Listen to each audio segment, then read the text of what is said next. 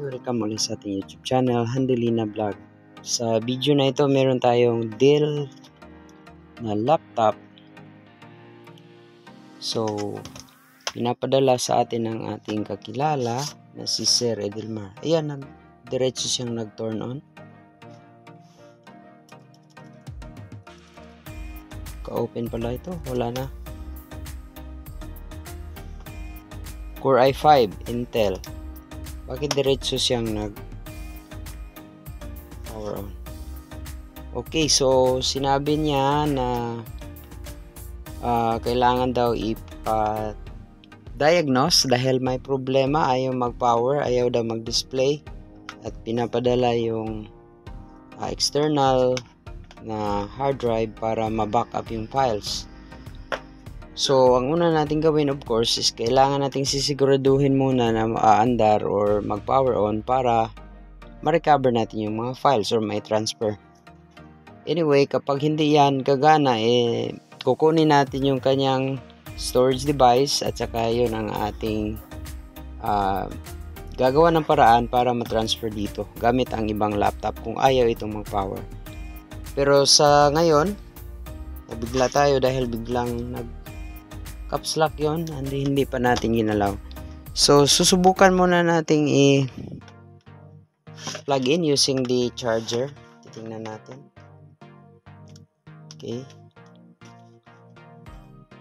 And then, let's turn on the power. Naka-caps lock.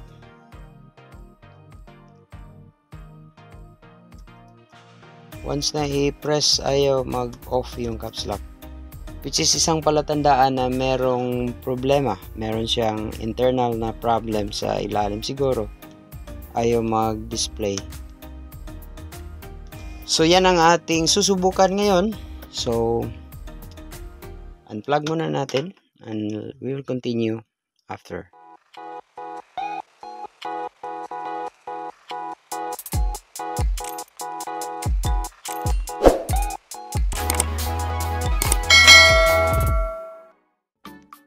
Okay, since ayaw mag-power, ang gagawin natin, titingnan natin sa ilalim. Unplug natin or remove muna natin yung mga screw.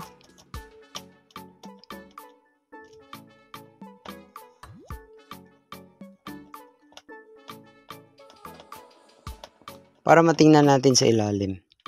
So, ang pinaka-goal natin is dapat mag-power para ma-backup natin yung mga files. Pero, paano natin ma-backup kapag wala yung, or ayaw mag-power? So, second option natin is i-plug in or kukunin natin yung storage device, either SSD or hard disk drive. I think ito ay isang SSD siguro dahil bago naman. And then, yun ang ating i-backup. And we're hoping na ma-fix natin. It's either mag-power siya, kasi ayaw mag-power, ayaw mag-display. Dapat mag-power or mag-display lang. And then, saka pa lang natin kukunin yung storage device. So, kahit pa man, gaya ng sinabi ko, kapag ayaw mag-power on or hindi natin ma-fix yung mag-power, edi kukunin natin yung kanyang SSD o di kaya yung kanyang SSD or storage device at i-plug in natin sa ibang laptop at doon tayo mag-transfer. But ang problema, bakit ayaw mag-turn on? Ayaw mag-display. And makita natin naman na yung button or yung caps lock ay naka-turn on. Mahirap matanggal yung isang screw dito. Susubukan natin yung isa. Bakit ayaw ma-remove? Iba kasi yung kanyang screw sa nakikita ko. Yung tip niya, iba-iba. Hindi kagaya ng ibang laptop. So anyway,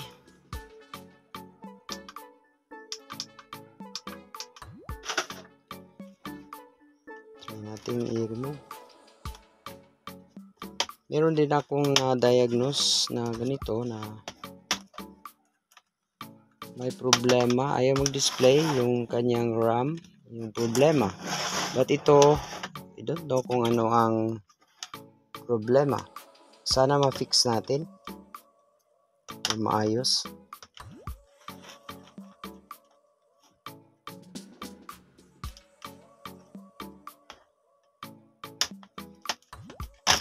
Okay, ayan, natanggal na. And then, next na gagawin ay, of course, check natin, plug in.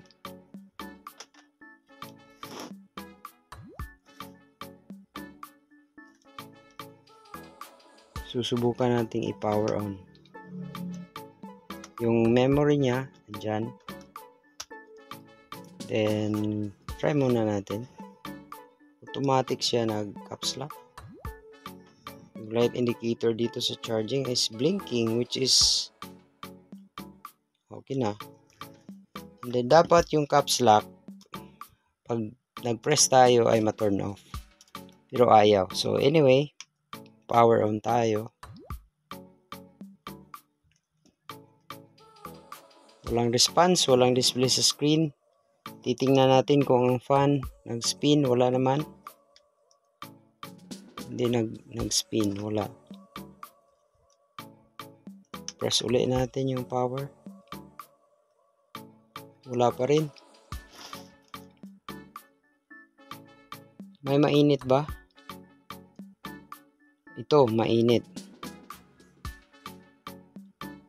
Mainit. Yung kanyang heatsink. Ito rin, mainit. May mga component na mainit. So, dito pa lang makikita natin na mainit ito, which is not normal. Dahil may mga component na mainit siya. Ito. So, anyway, plug muna natin and then let's try to remove the battery. And then, remove natin yung CMOS battery. And power cycle by pressing power button. Ang purpose para ma-discharge or discharge ang nakastore sa CMOS or sa BIOS niya, ma-reset. Baka meron kasing unfinished na update. So, yan na. Then, balik natin yung CMOS battery. Then, balik ulit natin yung battery.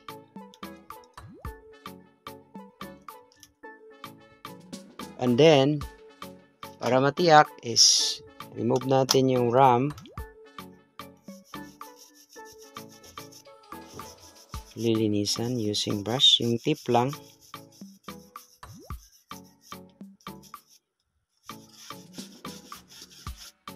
Okay, and then balik sa position. Pagkatapos, susubukan ulit natin i-power.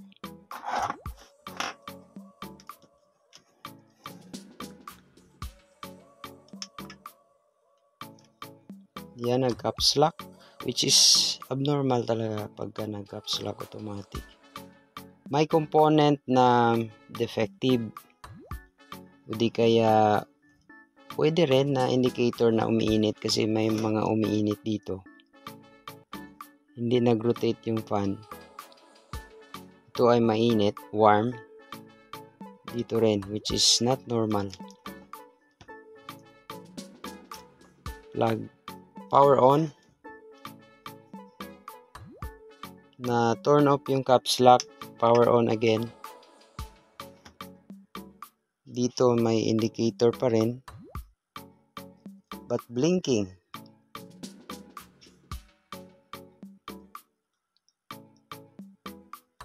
Yung fan is not spinning. Ito yung kanyang storage. Mainit. Mainit. mainit yung kanyang storage. Unplug muna natin para safe. At nag-light lang siya, which is still abnormal, hindi naka-power. So let's turn off. Long press yung power. Mainit. So biglang nag-rotate yung fan, namamatay. Pero ito ay mainit. So it's hot, no? So hindi yan normal kasi sobrang init. Nako, ang ating purpose pa naman is makuha yung mga files dito. But take note, this is the storage device. Wala tayong HDD na supposed to be dito. So sa ganitong laptop, pwede kasi gagamitan ng hard disk drive o SSD na yung type ay ganito sa SATA. Using this SATA. Pero gumagamit siya ng NVMe. I think ito yung ito yung kanyang storage, and this is NVMe. Hindi lang masyadong makita. Adjust natin.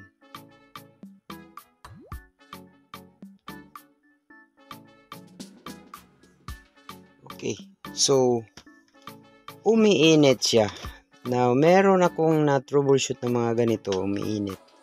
Which is not normal. Ang posible, kapag umiinit ito, may posibilidad din na ma-detect sa system na merong problema kaya ayaw niya mag-power. Posible yun din ang dahilan. So, that's around 90%.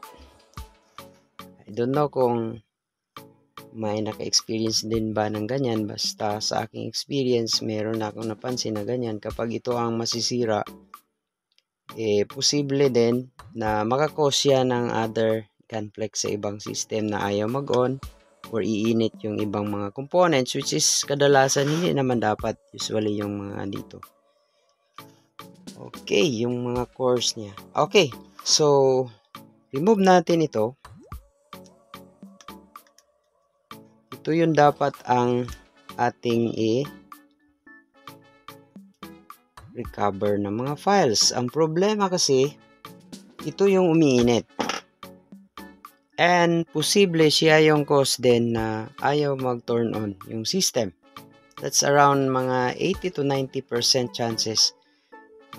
Pagka yan ang nangyari, hindi natin ma-recover yung ating mga files. Dahil siya na mismo yung may problema yung storage. Since umiinit siya, maapektuhan yung buong system. So, hindi naman talaga yan usual na nangyari, but mga seldom na nangyari lang talaga. Pero, in that case, remove natin and we have 95% chance na mag-turn on siya. That's only a guess, but just the hope, that's 95 chance. So, ano kayang connection yan? Titingnan natin. Bakit siya? Okay, this time pwede tayo mag-plug in dito sa charger. And then i-turn on natin. O, nag-caps lock pa rin.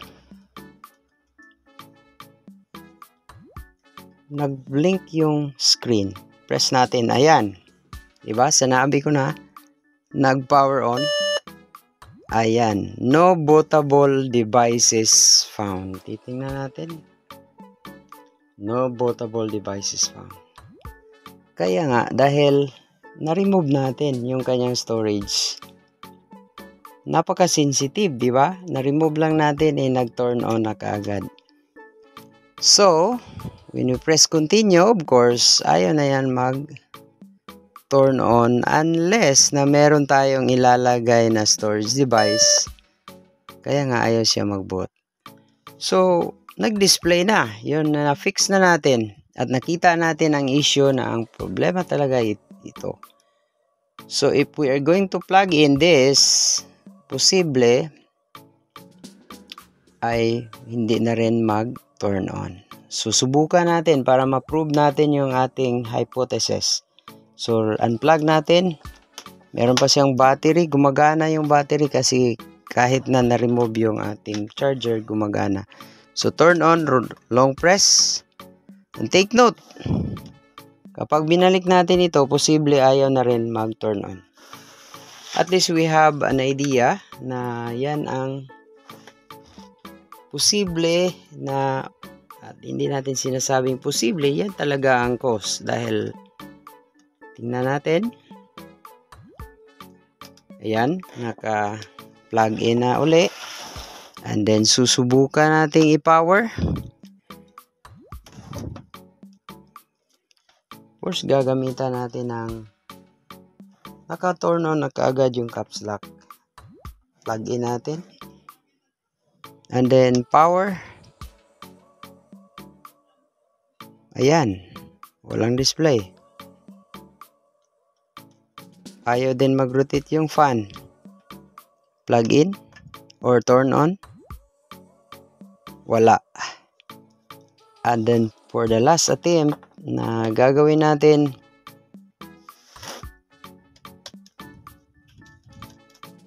remove natin uli. And we are sure, mga 90% or 100% sure na mag-turn on ito dahil wala na yung cause ng, yung ito kasi yung umiinit.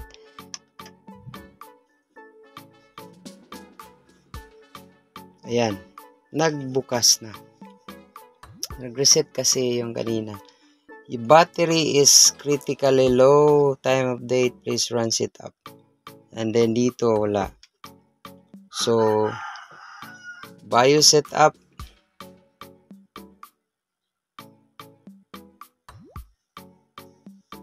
Na yan, nag-restart. So, meron na tayo dito. Yung storage, RAID on, data is configured support RAID. So, dapat susubukan natin EHI and click yes. And then, dito SATA on M.2 PCIe. Then, let's apply changes. Okay. And then, exit.